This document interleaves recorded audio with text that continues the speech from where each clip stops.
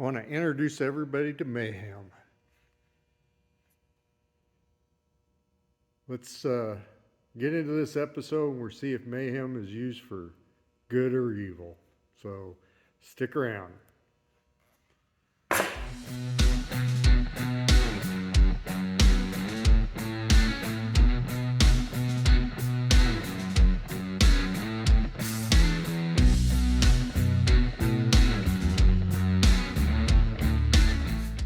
Okay, there I go again. I got the ID plate off, and it was held on by these push-in rivets. The way you get these off or out is take your Dremel tool or whatever you have like it, and you cut a slice in the top of it and use a screwdriver to twist them out, because if you grind the tops of these things off and then try to drill those out, it's near impossible. Now the other thing I'm doing right now is this piece is too big to go into the hot tank, and it's also a little bit too big. I might be able to stick it into the media blasting cabinet, but it's just too cumbersome. So I'm using the Eastwood SCT tool I've got with a 60 grit pad to strip the paint off of it, and it's doing okay. We'll have to wait and see how well that works, but I'll keep working on that, and we'll go from there. All right, let's see if we put some color on this baby.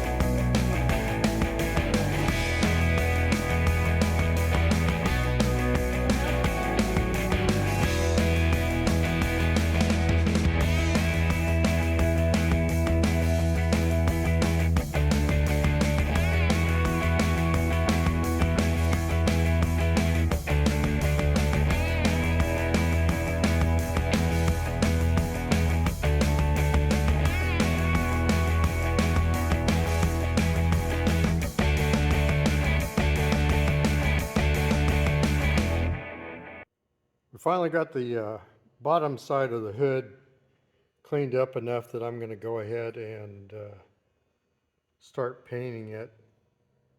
And it took the Eastwood SCT, little 2-inch sander, the DA, that, and the nylock, and finally, last but not least, wire wheel on the die grinder to get into a lot of these places. So I'm going to clean it up, get some primer on it, and then hopefully get some color on it here soon.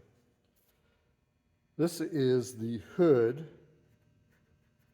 of the forklift, and I've gotten everything stripped off of it, and I even got one coat of primer on it. And then I remembered I had this little issue over here in the corner.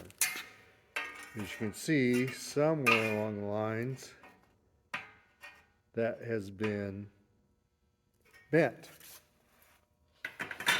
Well, that's fairly thick metal. So what we're going to do is we're going to fire up the old torch here, heat that up, and then we're going to use Mayhem for good to try to bend that back down into place. So let's see how this goes.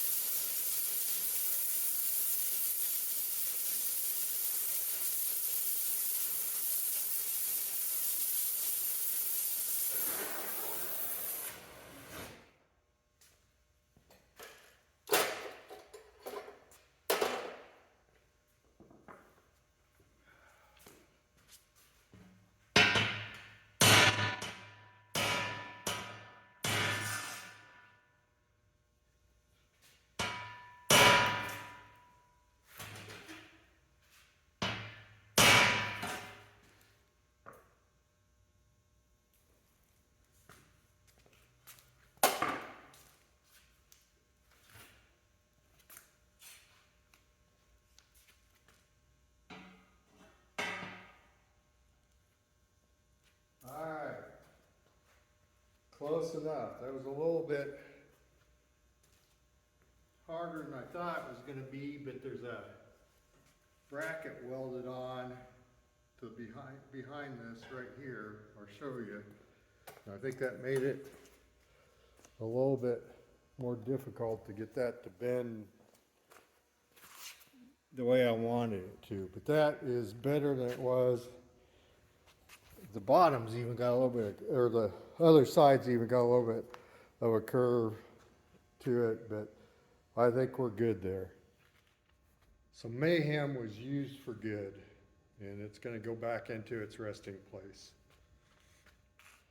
All right, this is the radiator out of the old, Little Red forklift. I have hot tanked it, pressure washed it.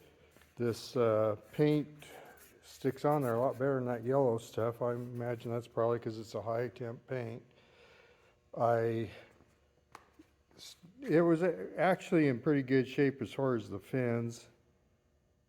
I have a tool somewhere that's supposed to you can use to straighten these out, but I searched for 15 minutes, can't find it. So since there wasn't that much damage, I went ahead and just used the old little screwdriver and straightened them out.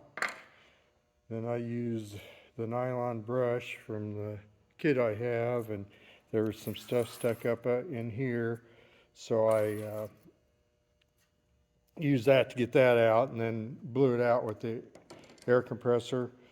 I got the drain plug removed. I'll have to get a new one. There's no way that's ever going to open up, but had to resort to the old vice grips to do that. But at least I got it out. And so what I'm going to do next is load up and do some wire brushing to remove the paint, any loose paint that's left, and then we will go ahead and paint it.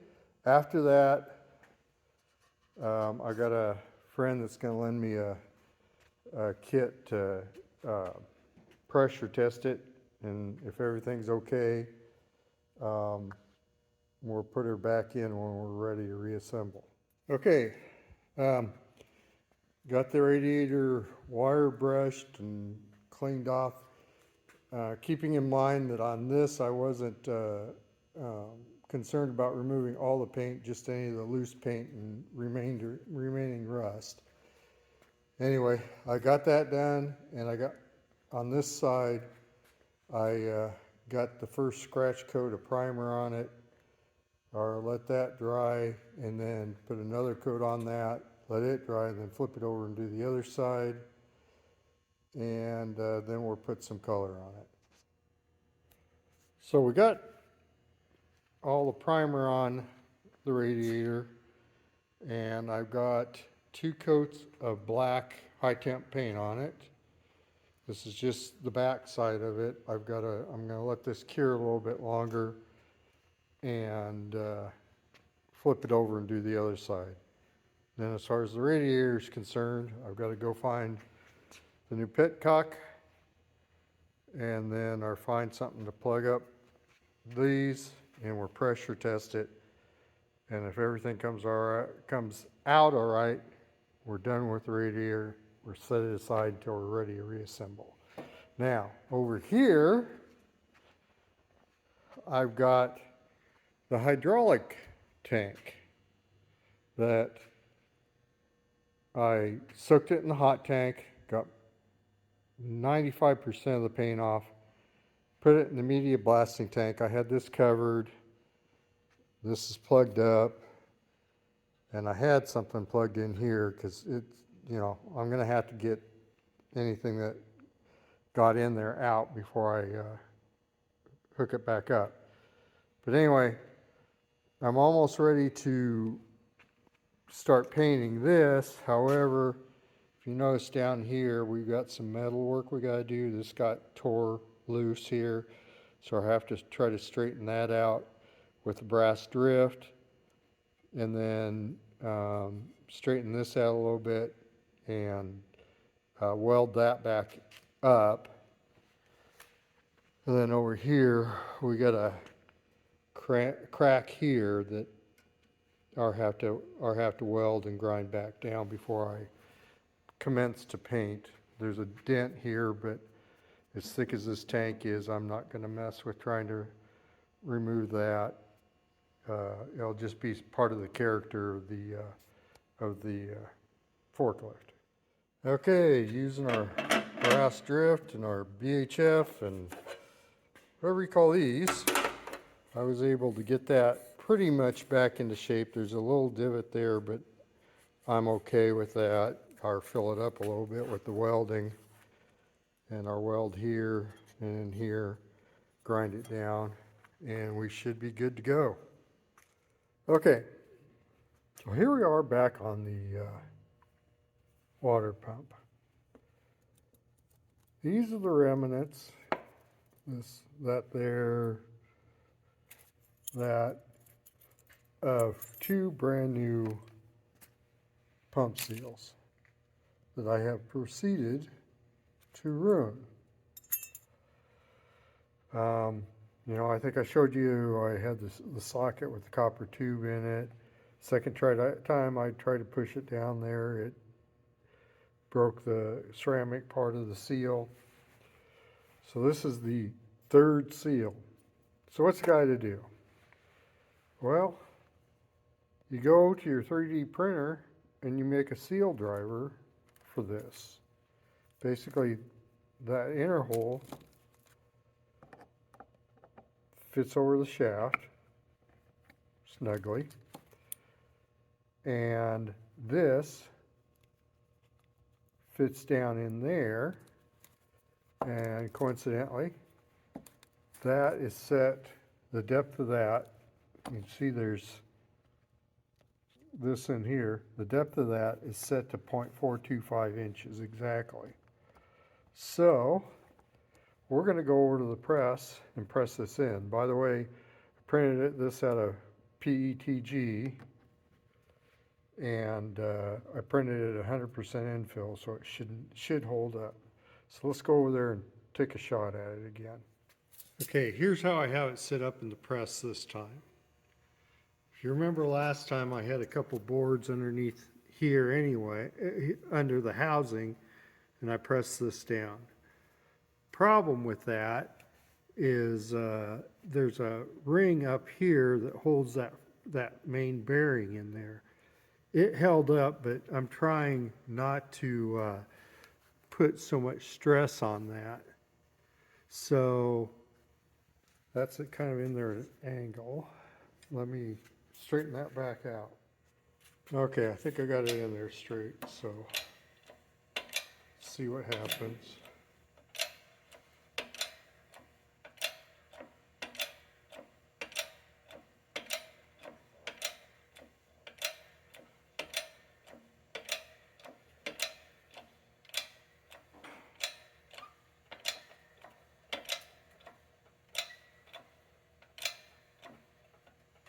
I gotta go get a light.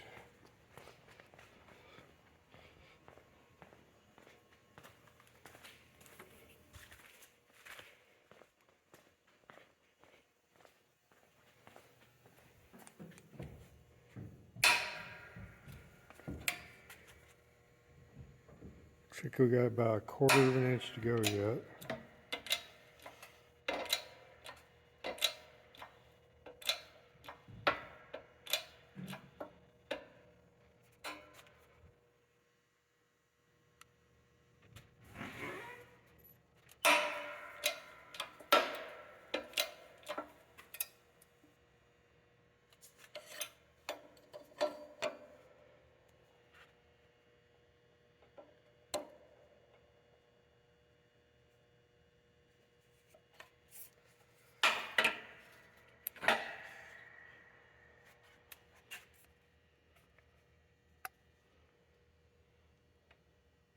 Looks good, don't it?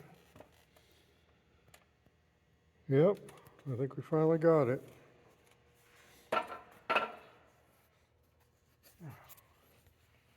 Okay. So here we are back with the water pump again.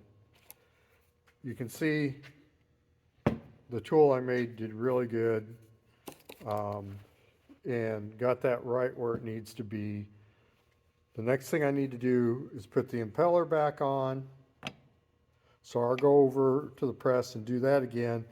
This time, I'll make sure I support the end of the shaft here. Last time I didn't, and then that presses against this ring here that holds that bearing in place. So I'm going to make sure that this time I support that, and then do the opposite when I do this, because that's what started the whole problem in the first place. I supported the impeller but not the shaft itself, so then it pushed that bearing back from that retainer clip here and popped the retainer clip out that was inside there and broke that. So that's what, so when I go to do to put this on, I need to make sure I support the shaft, not the impeller. So let's go get started with that. Okay, I got the impeller on, clears the cover. So now we're on to putting this on and making sure we don't screw up like we did last time. So we'll go over and do that on the press here in just a second. Okay, you can see I got a socket underneath the shaft there.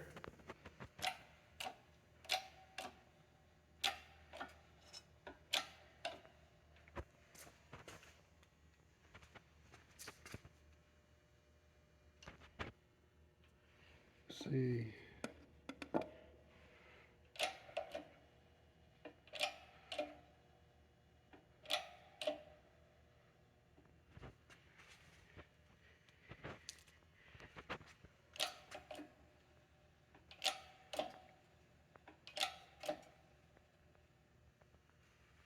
I'm gonna check the positioning. That seems to be going on there kind of hard.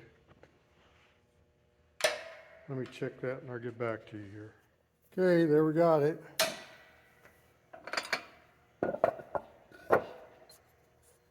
Do a little touch up, but I think we finally got it. Yay!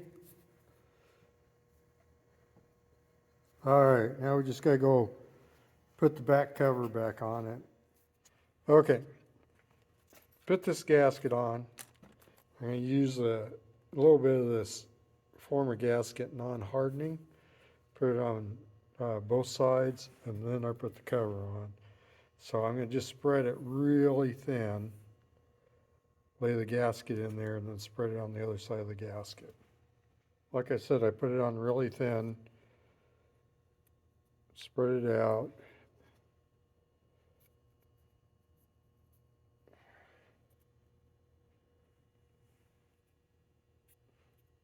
And I lay the gasket on, put another coat on there, and then put the cover on. I'm hoping that will fill up any gouges or scratches in that surface and in the surface of the backing plate. Okay, one other thing is I'm usually really careful about making sure I get some of that around the holes. the screw holes. The original rebuild kit I bought came with new beveled screws, and also gasket for mounting it to the motor. So at this point we're done until we put it back on the motor, finally. I have these equipment ID plates and instruction plates. This is actually the ID plate for the Continental engine.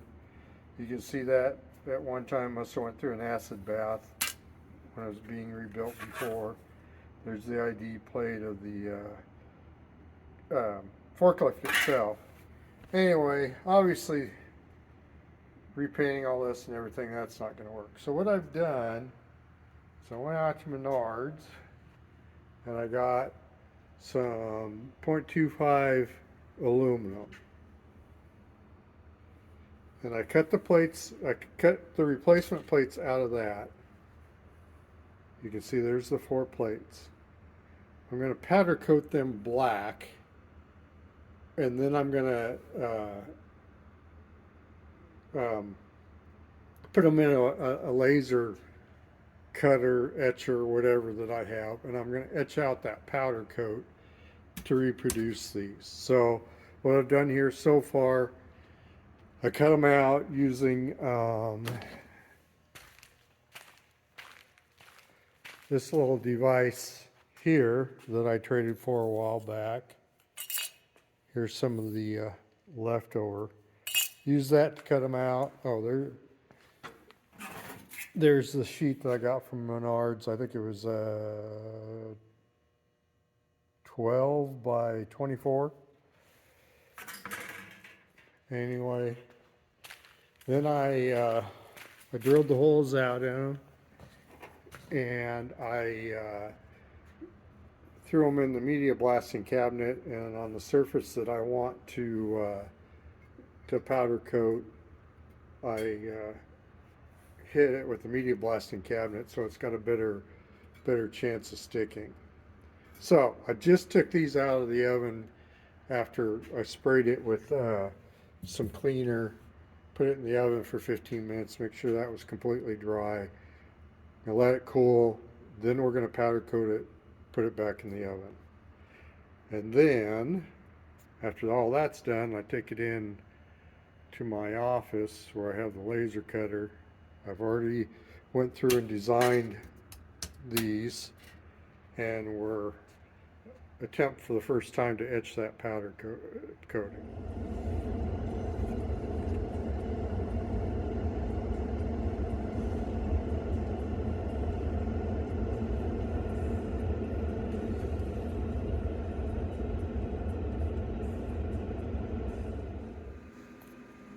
We are at the stage where we're going to laser etch these plates I cut out and powder coat it. So what this is I etch it on a piece of scrap board so that I can make sure I have the alignment right.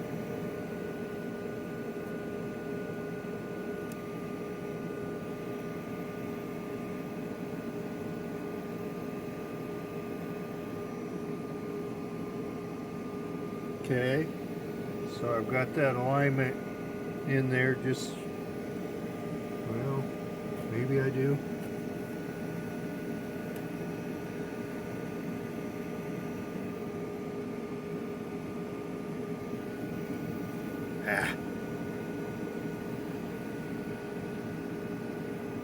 Okay.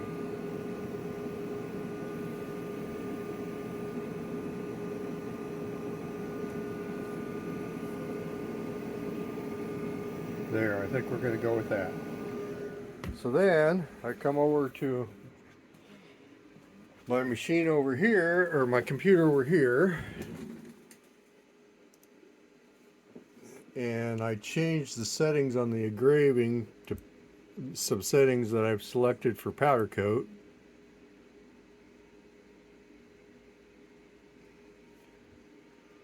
And then we go ahead and select print, and it'll focus on it.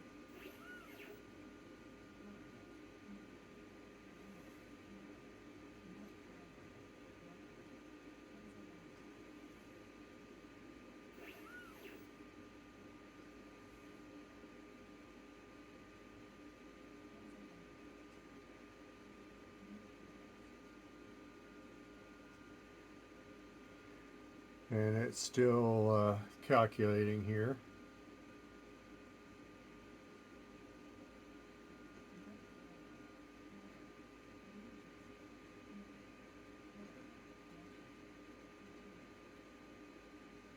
Okay, says it's going to take almost 2 hours and 2.5 hours.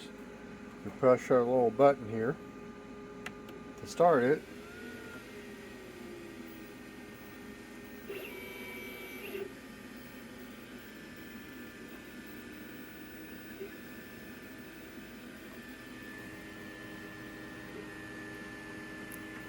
I don't know if you'll be able to, there you go, you see a little bit of a laser light on it.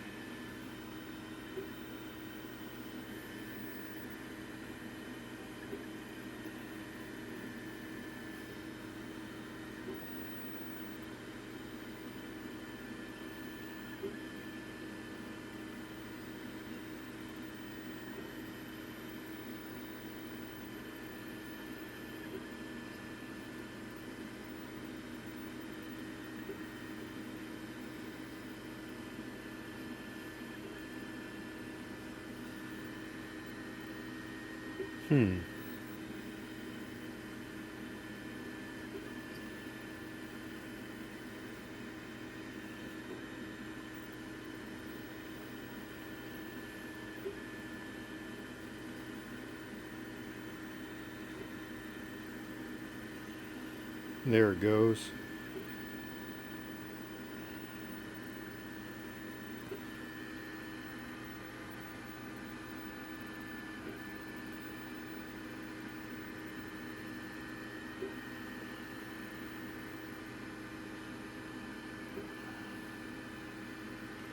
You can see it's taking the powder coat off now.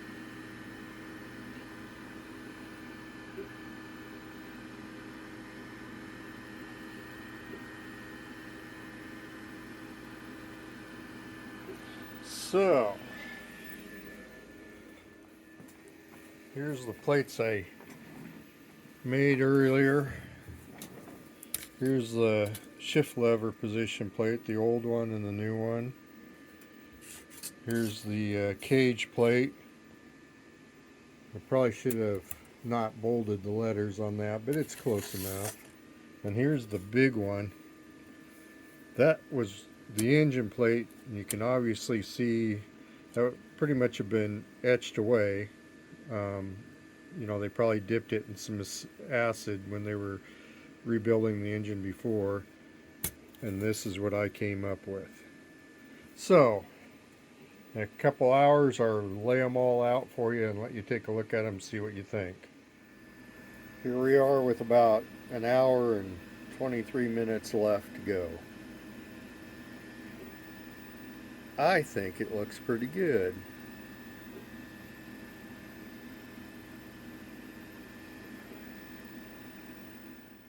Here's the final product. There's the original old Clark ID tag. Here's the new one. Here's what we had for the Continental engine. Here's the new one. And then these two. So I am very happy with those. And wasn't a whole lot of work. Took a little time, but it wasn't a whole lot of work. Anyway, I think we're going to end it here. You got to see Mayhem in action, and we got the water pump put back together, and we got this done, and we got the radiator all cleaned up and painted. So hopefully next time we've got to put the clutch back together And then we need to reassemble the hydraulic pump, clean it up and reassemble it. And then we'll finally get back to reassembling the engine. So till next time, this is Alan.